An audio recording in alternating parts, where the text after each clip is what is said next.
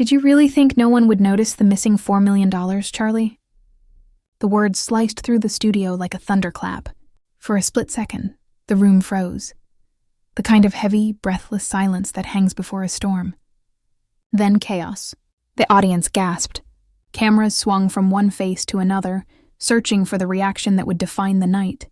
And there he was, Charlie Kirk, jaw clenched, cheeks flushed, trying and failing to smother the fury building just beneath his polished TV host smile. "This is ridiculous," he snapped, forcing a laugh that sounded more nervous than amused. "You Democrats will invent anything to smear conservatives. What's next? Accusing me of hiding gold under my mattress." But Jasmine Crockett didn't flinch. Seated just a few feet away, the Congresswoman's posture was unshakable. Calm, steady, almost regal. She looked more like a prosecutor preparing to deliver closing arguments than a guest on a primetime show. The contrast couldn't have been sharper. Kirk, pacing and sneering, his voice rising with every sentence, and Crockett still and unbothered, her gaze never wavering. $4 million, she repeated softly, letting the number hang in the air. Unaccounted for, moved through entities tied to Turning Point USA. And you expect the public not to ask where it went? A ripple of murmurs coursed through the audience. Somewhere off stage, a producer gestured frantically to keep the cameras rolling. They knew this was the clip that would explode online before the night was over. Kirk scoffed again, but his words were thinner now, his rhythm slipping. "You have no idea what you're talking about. None. Stick to lawyering or whatever it is you do." The insult landed flat, but it was enough to draw a few awkward chuckles from the crowd. Still, Crockett didn't bite. Instead, she leaned forward slightly, eyes locked on Kirk, as if she could see right through the bluster and the bravado. "This isn't about me, Charlie," she said, voice measured but firm. "It's about the people who deserve answers." The lights burned hotter. The tension thickened, and the next words out of Crockett's mouth would shake the foundation of Kirk's empire. What unfolded on that stage wasn't just another fiery exchange between a right-wing provocateur and a Democratic Congresswoman. It was a collision of two Americas. One built on noise, spectacle, and unchecked influence. The other on accountability, transparency, and the unyielding belief that power must answer to the people it claims to serve. And right there, under the glare of studio lights and the gaze of millions, those two visions of America went to war. Turning Point USA wasn't just Charlie Kirk's project. It was a political machine dressed up as a youth movement. Over the years, it had evolved from campus activism into a multi-million-dollar empire, with donors stretching from Silicon Valley boardrooms to oil state mansions. Its message was clear: shape the minds of America's next generation before anyone else can. What was less clear, and far more dangerous, was how that message was funded and what strings came attached. That's why Crockett's question about missing millions struck a nerve that night. It wasn't simply about a number in an audit. It was about a larger, darker story, the steady corrosion of democracy when money moves without scrutiny. It was about the shell nonprofits, the offshore accounts, the opaque entities that pump cash into political messaging with no fingerprints left behind. Most people watching that night had heard whispers of these financial games, but few had ever seen someone call them out in real time, with this much poise and precision. And then there was Kirk, pacing, gesturing, scoffing, trying to reduce the moment to partisan theatrics. "This is typical," he sneered. "A Democrat attacking success because they can't achieve it themselves." His voice rose with every sentence, but the louder he got, the calmer Crockett seemed to become. Where he threw out insults, she offered facts. Where he postured, she simply waited, patient, steady, and unmoved. Her stillness wasn't weakness. It was strategy. Crockett knew this wasn't about winning a point or scoring a viral moment. It was about piercing through the fog of spin and exposing how deep the rot runs when ideology is weaponized for profit. For years, critics had accused Turning Point of being less about education and more about indoctrination, packaging partisan talking points as civic engagement, funded by deep pockets who preferred to stay in the shadows. Tonight, that shadow was being dragged into the light, and Americans at home could feel it. Tweets were already flying across the screen. "She's not playing. This feels bigger than a debate." If what she's saying is true, this is a bombshell. Even before the segment ended, hashtags began to form. Digital fault lines opening under Kirk's carefully built empire. Because this wasn't just about one host's ego or one organization's balance sheet. This was about who gets to shape the minds of future voters. It was about whether political influence could still be held accountable in a system designed to hide it. It was about whether the truth could still pierce through noise when the stakes were this high. And Crockett understood that better than anyone. Every second she stayed composed.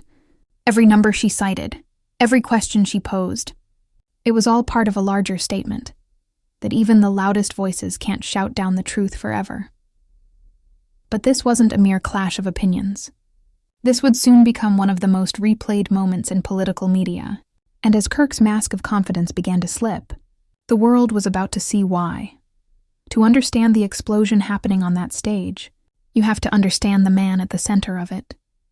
A figure who, in just over a decade, transformed himself from a fringe campus activist into one of the most polarizing power brokers in American conservative politics. Charlie Kirk didn't arrive with a legacy, a law degree, or a deep political resume. What he had was far more valuable in the modern political era. A gift for outrage, an instinct for spectacle, and a relentless hunger to be seen. It all started in the classrooms and student unions of America's universities. Kirk founded Turning Point USA in 2012 with a simple mission: challenge what he called leftist dominance on campus. At first, it was just a handful of students handing out flyers and holding debates. But Kirk had bigger ambitions. He understood the power of framing politics as a culture war, and he leaned into it. His speeches weren't dry lectures on tax policy or judicial appointments. They were fiery monologues about Marxist professors, woke mobs, and the war for America's soul. He positioned himself not just as a conservative voice, but as a warrior in an existential battle. It worked. Wealthy donors took notice. Millions of dollars began pouring into Turning Point USA's coffers, transforming the scrappy student group into a political juggernaut. Slick media campaigns followed. Conferences with celebrity speakers became rallying points for the right. Kirk's face appeared regularly on Fox News and conservative podcasts. He wasn't just shaping campus conversations anymore. He was shaping national ones. But with that meteoric rise came controversy. Journalists and watchdog groups raised questions about Turning Point's finances. Millions in contributions funneled through opaque entities, questionable payments to insiders, and a growing gap between the organization's stated mission and its political activities. Critics accused Kirk of building a propaganda network disguised as a nonprofit, one that blurred the lines between education and electioneering. There were whispers about donor influence, oil magnates and tech billionaires allegedly steering the group's message. Each revelation painted a picture not of grassroots idealism, but of a well-oiled influence machine. Kirk's response was always the same: mock, dismiss, deflect. Jealous leftists, he'd sneer. Fake news, he'd laugh. If a journalist pressed too hard, he'd question their intelligence or patriotism. When lawmakers raised concerns about political nonprofits bending IRS rules, he framed it as an attack on free speech. His playbook was simple but effective. Never engage on substance, always shift the narrative to emotion. It wasn't just critics he targeted. Even conservatives who questioned his tactics found themselves in his crosshairs. Those who raised concerns about Turning Point spending or messaging were branded as rhinos or establishment hacks. It was a warning. Loyalty wasn't optional in Kirk's world. Yet, beneath the bluster and the social media bravado, something more calculated was at work. Kirk had mastered the art of audience manipulation, feeding them outrage in digestible sound bites, framing every issue as a life-or-death struggle, and positioning himself as the voice of the silenced majority. And the bigger the outrage, the more donations poured in. For years, this formula had served him well. He weathered scandals, shrugged off watchdog reports, and kept expanding his reach. Turning Point's budget ballooned into the tens of millions. Politicians courted his endorsement. Young activists built careers under his banner. To his critics, he was the embodiment of everything broken about money and power in American politics. To his supporters, he was a hero, unfiltered, unapologetic, and unafraid to own the libs.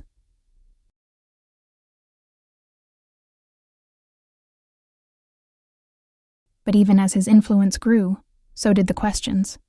Why were certain financial disclosures incomplete? Why did some payments vanish into shell nonprofits with little explanation? Why did so many Turning Point alumni end up working for political campaigns? A potential violation of nonprofit law. These weren't partisan attacks. They were questions about integrity, transparency, and legality. And Kirk's refusal to answer them only deepened the suspicion. Still, he remained untouchable. Or so he believed. The media cycles would rage for a few days and then move on. Critics would shout, but donors kept writing checks. Oversight hearings fizzled into partisan bickering. Charlie Kirk had built an empire on controversy, and controversy had become his shield. That's why, when Jasmine Crockett stepped onto that stage, he didn't flinch. To him, she was just another critic to be mocked, another radical to humiliate before the cameras. He had faced senators and journalists before, and always walked away unscathed. He believed this would be no different, but he was wrong, because all the media training and talking points in the world couldn't prepare him for. Jasmine Crockett, long before she ever stepped onto a debate stage opposite Charlie Kirk, Jasmine Crockett was fighting battles that most people never see. Her story doesn't begin with privilege or political connections. It begins in the kind of America that too many people try to ignore. Born and raised in the South, Crockett grew up in a working-class household where opportunity wasn't handed out. It had to be chased down. Her parents taught her that dignity wasn't about titles or wealth. It was about standing up when others sat down, speaking up when others stayed silent. That lesson would define everything that followed. Even as a child, Jasmine had a fire in her that others noticed. Teachers recalled how she asked hard questions and refused to accept, "That's just the way it is," as an answer. She watched friends and family members struggle against a system that too often seemed rigged. Wages that never stretched far enough. Schools that didn't have enough books. Neighborhoods that were forgotten by policymakers. Those early experiences didn't make her cynical. They made her determined. She understood early that power only listens to power. And she vowed to earn the kind of power that could speak back. Law school wasn't easy. She wasn't the legacy student with family connections. She was the first in her family to even attempt something like this. There were moments she wondered if the system was designed to push her out. But each barrier she encountered only fueled her resolve. When a professor once told her she was too passionate to succeed as a lawyer, she didn't shrink, she doubled down. Passion, she believed, was precisely what the law needed more of. When Jasmine finally took the bar oath, she didn't head to a cushy corporate firm. She walked into the trenches. As a public defender in Texas, she stood beside people who had no one else. Young men railroaded by a system that saw them as statistics. Single mothers fighting eviction. Immigrants terrified of deportation. She fought case after case where the odds were stacked against her, and yet she never stopped believing in the idea that justice wasn't a privilege for the few. It was a right for everyone. Some of those battles were brutal. There was the teenage boy accused of a violent crime he didn't commit, a case built on coerced confessions and sloppy evidence. Jasmine tore it apart piece by piece until the truth could no longer be denied. There was the whistleblower who exposed corruption in a local government office and found themselves targeted for retaliation. Jasmine defended them, even as powerful figures tried to silence her. These weren't just cases. They were wars against indifference, prejudice, and abuse of power. And every time she walked into a courtroom, she carried the weight of those who couldn't fight for themselves. Her work didn't go unnoticed. Community leaders began to seek her out. Activists asked her to speak at rallies, and eventually people started urging her to run for office. At first, she hesitated. Politics, she thought, was messy, cynical, corrupt, everything she despised. But the more she saw how decisions in faraway halls of power shaped the lives of the people she defended, the more she realized something. She could fight case by case for the rest of her life. Or she could step into the arena and try to change the system itself. So she ran, and she won. In the state legislature, Jasmine Crockett quickly built a reputation as a firebrand and a fighter. She wasn't there to make friends with lobbyists or polish her resume. She was there to speak truth, even when it made people uncomfortable. She challenged corporate tax giveaways while schools went underfunded. She grilled law enforcement officials over abuses of power. She pushed for reforms that put people before profits. And though she was often underestimated, dismissed as too loud, too angry, too radical, she wore those labels as badges of honor. What her critics failed to grasp was that Jasmine's strength didn't come from ambition. It came from purpose. Every injustice she had witnessed, every client she had defended, every door that had been slammed in her face had forged a resilience that couldn't be shaken by insults or intimidation. She knew who she was, and she knew who she fought for. That clarity is what brought her to that stage with Charlie Kirk. She wasn't there to score viral moments or trade insults. She was there because she had seen firsthand how dark money and unaccountable power distort democracy, how organizations like Turning Point USA shape narratives, influence elections, and bend the rules while ordinary Americans pay the price. To her, this wasn't just another televised spat.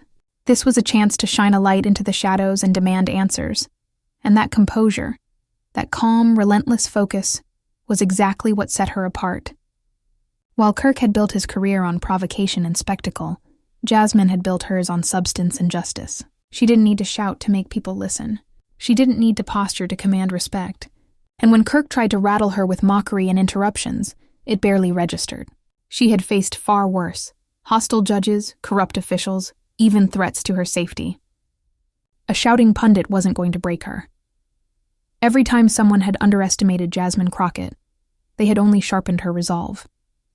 Every time they told her she was too passionate, too loud, too ambitious, they had only fueled her fire.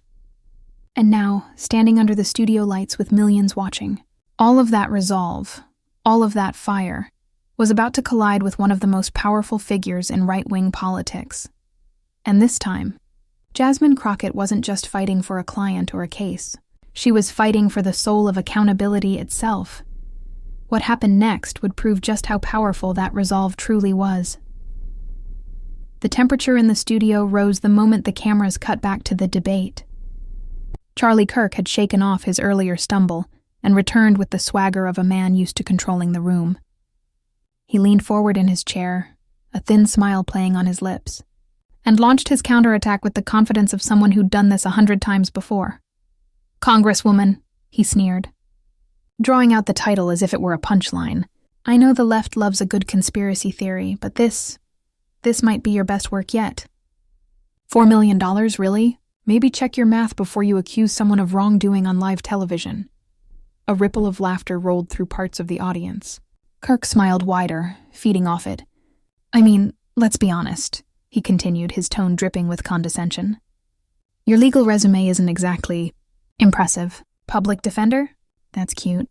But running an organization the size of Turning Point USA, that's an entirely different league. You wouldn't understand how real influence works." The jab hit hard. Or at least that was the intent. It was classic Kirk. Mock the credentials, belittle the opponent, shift the narrative. He'd made a career out of turning policy debates into personal takedowns, and this was no different. Every smirk, every raised eyebrow was calculated to project dominance, but Jasmine Crockett didn't bite. She didn't roll her eyes. She didn't interrupt. She sat perfectly still, hands folded, watching him with an expression that could only be described as serene curiosity, the look of someone observing a man build his own trap. Kirk, mistaking her silence for weakness, pressed harder. "You throw around accusations without evidence, smear people with your partisan talking points, and hope someone out there believes it. That's the playbook, isn't it? Stir outrage, go viral, raise money. It's pathetic." Some in the audience gasped. Others chuckled nervously. On social media, clips were already spreading. Kirk calling a sitting congresswoman pathetic was too spicy for the algorithm to ignore. Comments flooded in by the second. "He's destroying her. She's about to end his career. This is wild." But still, Crockett didn't move. She didn't so much as blink. And that composure, that eerie calm in the face of ridicule, was starting to work against Kirk. His insults grew louder, more frantic. "Do you even know how nonprofits work?" he scoffed, gesturing animatedly. "Do you have any idea how many moving parts go into youth outreach, into event planning, into building a national network? Of course you don't. You've never built anything. All you do is tear down what others have accomplished." He was pacing now, leaning into his performance.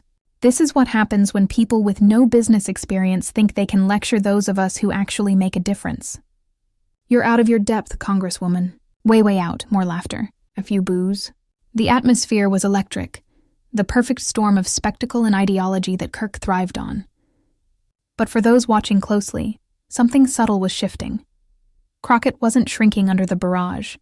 She was studying him. Every insult, every exaggerated claim, every dismissive quip. She was cataloging them. And deep down, Kirk seemed to sense it. For all his bravado, there was a flicker of unease in his eyes. The faint awareness that maybe, just maybe, he was playing into her hands. The moderators tried to step in, urging both parties to stay on topic, but Kirk waved them off. No, let's get real here, he insisted. If you want to accuse me of something, do it. But if all you've got is empty rhetoric, maybe it's time you admit you're outmatched. And that's when the room shifted. Jasmine Crockett slowly uncrossed her hands and leaned toward the microphone, her posture unhurried and deliberate. The audience noise softened instinctively, sensing a turn. The scrolling social feeds paused. The air felt heavier, charged. Kirk noticed the change too, but by then, it was too late. He had built his castle of mockery tall and proud, and she was about to pull out the foundation brick. She drew a slow breath, her gaze never leaving his. When she spoke, her voice was steady and precise, each word cutting through the tension like a scalpel through silk. Charlie, she said softly, you might want to sit down for this. The audience fell silent. The laughter evaporated. Somewhere, a producer motioned for cameras to zoom in, and then, with surgical calm and a voice that could cut through steel, she began. The silence after Crockett's words was the kind that hummed, a vacuum of noise where the weight of what was coming could almost be felt. Even Kirk, who had been swaggering just moments before, shifted in his seat. He tried to smirk, but it looked strained now, the edges of his confidence starting to fray. Let's start, Crockett began, her tone calm but commanding, with what's already on the public record. She reached into a folder on the desk beside her.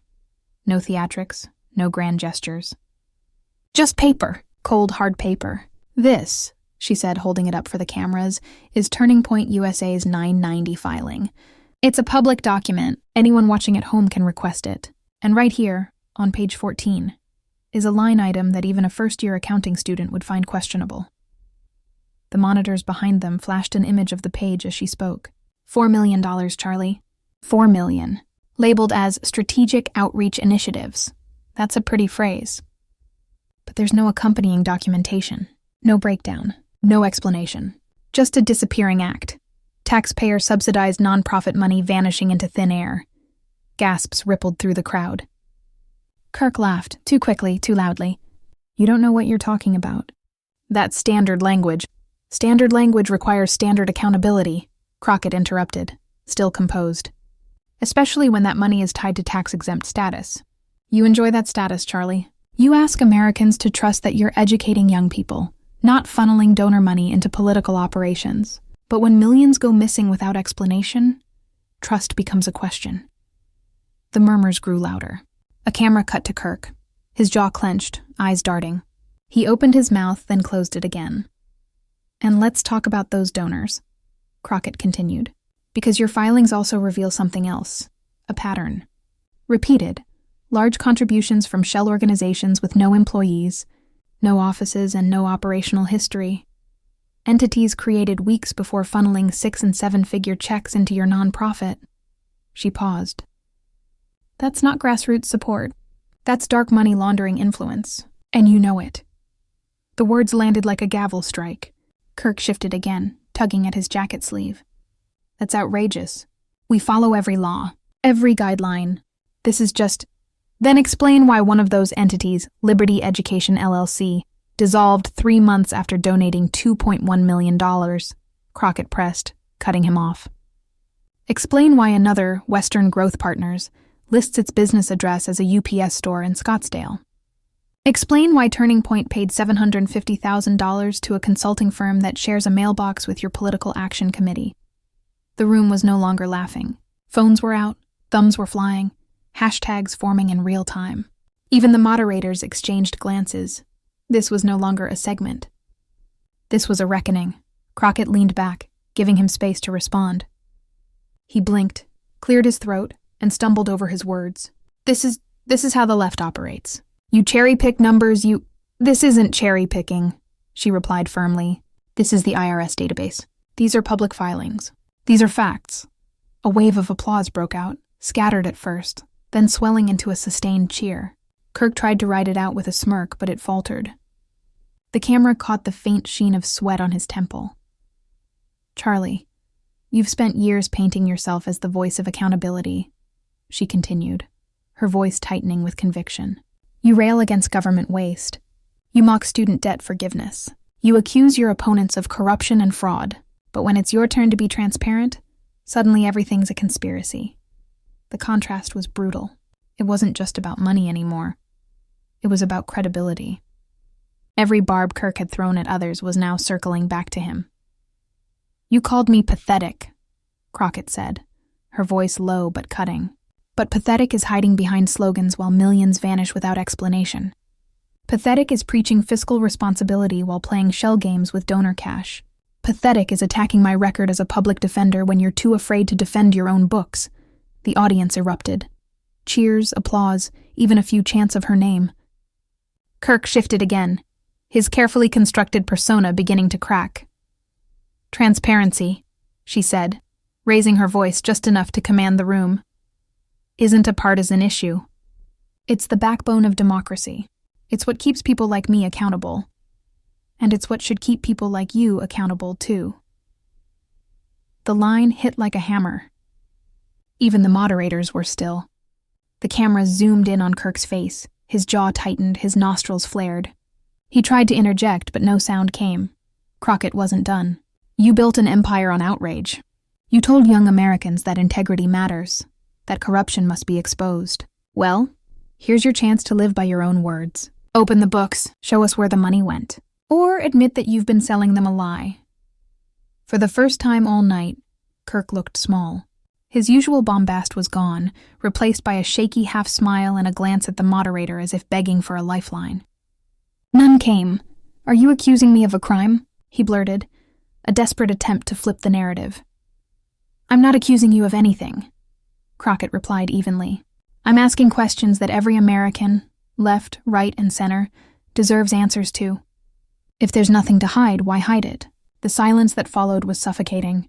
No one in the room dared to move. Even Kirk's most ardent supporters seemed frozen, their faces caught between disbelief and discomfort. And then, a sound, faint at first, then louder. Applause. It started with a handful of people, then spread until nearly the entire studio was on its feet. Kirk sat there, blinking rapidly, his mouth opening and closing without forming words. He had mocked. He had ridiculed. He had blustered. And none of it mattered now. Crockett had stripped the spectacle away and left only the truth. The cameras captured it all, the sweat on his brow, the tremor in his hands, the distant look of a man realizing he was losing control of the story. And in that moment, Crockett did something even more powerful. She stopped talking. She let the silence hang. She let the applause grow. Because she knew the silence said more than any words ever could. This wasn't about her ego. It wasn't about scoring points. It was about accountability. And the millions watching at home knew it. Kirk exhaled sharply, trying to reclaim the floor. You're twisting facts. You're weaponizing bureaucracy. The American people see through this charade. But the tremor in his voice betrayed him. He wasn't in control anymore. The room wasn't his. The narrative wasn't his. And Jasmine Crockett, the woman he had tried to humiliate, sat before him like a monument, unmoving, unshakable, and undeniable. She glanced toward the camera one last time, as if speaking directly to the audience beyond the studio walls. If accountability scares you, she said softly, maybe the problem isn't the questions. Maybe it's the answers. The line detonated. Applause thundered. Hashtags exploded. Clips flew across social media, and Charlie Kirk, once untouchable in this arena, was now visibly unraveling before millions. And the ripple effect of that moment would soon reach far beyond the studio walls. The studio lights dimmed, but the storm was only beginning. By the time the broadcast ended, the clip of Jasmine Crockett's takedown had already leapt from television screens to millions of phones across America. Within minutes, it was everywhere. Spliced, subtitled, remixed, and reposted. And at the center of it all was one hashtag: Turning Point Exposed. It started trending nationally before the hour was out. Then it went global. Users stitched her final line: "If accountability scares you, maybe the problem isn't the questions. Maybe it's the answers." Over footage of protests, over scenes from history, over their own testimonies about corruption and power. That single sentence became a rallying cry. News networks scrambled to catch up. What had begun as a heated exchange was now the biggest political story of the week. Cable news panels replayed the footage on loop, frame by frame, dissecting every pause and reaction. One anchor on MSNBC called it the most devastating live dismantling of a political narrative in recent memory. Even Fox, reluctant to amplify Crockett's moment, couldn't ignore the virality. "It's all over social media," one host sighed. "We have to talk about it." And talk they did. Late-night comedians opened their monologues with Kirk's flustered face and Crockett's poised delivery. Memes flooded X and Instagram, side-by-side images of Kirk's confident smirk before the debate and his blank stare after it. TikTok users recreated the moment word for word, lip-syncing Crockett's lines to triumphant orchestral soundtracks. Supporters poured into Crockett's mentions. "You spoke for all of us tonight. This is what accountability looks like. More leaders like you." Her follower count skyrocketed. Donations to grassroots accountability groups surged. Even some prominent conservatives broke ranks, urging Turning Point to clear the air and address the allegations directly. The ripples stretched beyond social media. On Capitol Hill, lawmakers cited the exchange and calls for tighter nonprofit oversight. "If Turning Point has nothing to hide," one senator said on the Senate floor, "then transparency should not be a problem." Watchdog groups filed new information requests. Journalists dug into Turning Point's filings with renewed urgency, and through it all, Crockett remained steady. She didn't gloat. She didn't spike the football. Instead, she issued a simple statement: "Accountability is not a partisan value. It's an American one." That restraint, that refusal to turn a moment of triumph into a spectacle, only deepened the respect pouring her way. Meanwhile, the pressure on Kirk intensified. Donors demanded answers. Affiliates sought distance. And inside conservative media circles, whispers began to grow. Was Charlie Kirk losing his grip? It wasn't just about one debate anymore. It was about the larger machinery behind it. The flow of money that shaped narratives, influenced elections, and tilted public opinion. Crockett's takedown had pulled back the curtain, and now millions were asking questions they hadn't thought to ask before. One viral thread summed up the mood. "This isn't just about Turning Point. It's about every dark money group that thinks it's untouchable.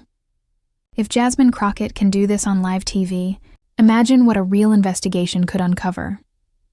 Commentators called it a watershed moment, a cultural turning point in the fight over money and influence in American politics. "This is the beginning of a reckoning," said one analyst. "It's rare to see a single moment puncture a bubble like this." But Crockett did more than puncture it. She detonated it. And as the dust settled, a deeper realization took hold. Jasmine Crockett hadn't just exposed a scandal. She had cracked open a larger conversation about power itself. Days after the confrontation, Jasmine Crockett stood once again before the cameras, but this time, the setting was different. No shouting pundits, no flashing graphics, no staged debates, just the House floor, the weight of history echoing through the chamber. And in that stillness she spoke, not to Charlie Kirk, not even to Turning Point USA, but to the millions who had watched that viral moment and wondered what it meant for the future of their democracy. "What happened last week?" she began. Her voice measured yet resolute. Wasn't about one organization or one man. It was about something far larger, the idea that public service is a sacred trust, and that trust demands transparency. The room was silent. Lawmakers who had once dismissed her as a newcomer now leaned forward. Cameras rolled. Across the country, millions tuned in live. Crockett didn't rehash the confrontation blow by blow. Instead, she reframed it. "We are at a crossroads," she continued. "Will we allow money to speak louder than the people? Will we let arrogance drown out accountability? Or will we return to the simple, radical promise at the heart of this republic, that power answers to the public, not the other way around?" It was more than a speech. It was a mirror held up to the nation. She spoke of young people disillusioned by corruption, of working families who felt shut out of decisions made in back rooms, of communities whose faith in democracy had been shaken. And she reminded them that the fight for transparency wasn't new. It was woven into the DNA of every great American struggle. When abolitionists challenged the slave trade, they were told to sit down. When suffragists demanded the vote, they were mocked. When civil rights leaders marched for justice, they were smeared as agitators. But history does not remember the mockery. It remembers the courage. Her words carried the same calm force she'd displayed in that studio. This was not about spectacle. It was about substance. And in that moment, Crockett turned what could have been a fleeting viral clash into something lasting, a movement of conscience. She challenged her colleagues to pass stronger transparency laws. She called on citizens to question who funds their political narratives, and she urged every viewer not to surrender to cynicism. "Democracy," she said, "is not a spectator sport. It demands vigilance. It demands courage. And above all, it demands truth." Commentators would later say that this speech, more than the viral clip itself, cemented her place as one of the defining voices of a new political era. It wasn't just her composure under fire. It was her ability to transform conflict into clarity, outrage into action. And for millions watching, her message hit home. Because beneath the headlines and hashtags, the confrontation had distilled a timeless lesson. Dignity will always outshine arrogance. Truth will always overpower bluster, and even in an age of noise and spectacle, substance still matters. As she concluded, Crockett looked out across the chamber, her gaze steady. "In a system built to shield the powerful," she said, her voice dropping into a resonant hush, "even one clear voice can make the walls tremble." The chamber erupted into applause, not thunderous, not chaotic, but sustained and sincere. And across the country, that single line echoed far beyond Washington. It was quoted in classrooms, carved into protest signs, and replayed in countless reels and shorts. Because Jasmine Crockett's battle with Charlie Kirk was never just about missing millions. It was about who America chooses to be when faced with corruption, arrogance, and unchecked power.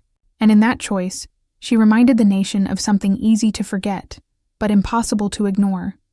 The walls of power are not immovable, not when even one voice dares to speak the truth. From the moment Charlie Kirk sneered at Jasmine Crockett's credentials, to the second she laid bare the financial shadows beneath his empire, one thing was clear. This was more than a clash of personalities. It was a reckoning. He mocked, she exposed, and a nation watched, breath held, as arrogance unraveled before unshakable truth. It started as just another televised debate, the kind we've all seen 1,000 times before. But it ended as something else entirely. A moment that peeled back the curtain on how power operates, how money moves, and how accountability is too often mocked until someone refuses to back down, and that someone was Jasmine Crockett.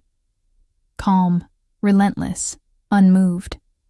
She didn't just win an argument, she reminded America that truth still matters, that integrity still counts, and that courage in the face of power still has the strength to shake foundations. If you believe that too, if you believe that democracy is worth defending, and that every voice, no matter how small, has the power to challenge the mighty, then you're exactly where you belong. Because here, we don't just report politics, we dissect it, we dramatize it, we reveal the human stakes behind the headlines, and we bring you the stories where justice, not arrogance, gets the final word.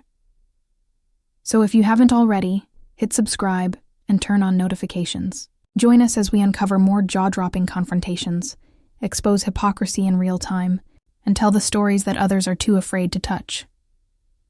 This is Liberty Leak, where power meets accountability, where dignity triumphs over arrogance, and where the truth always has the last word.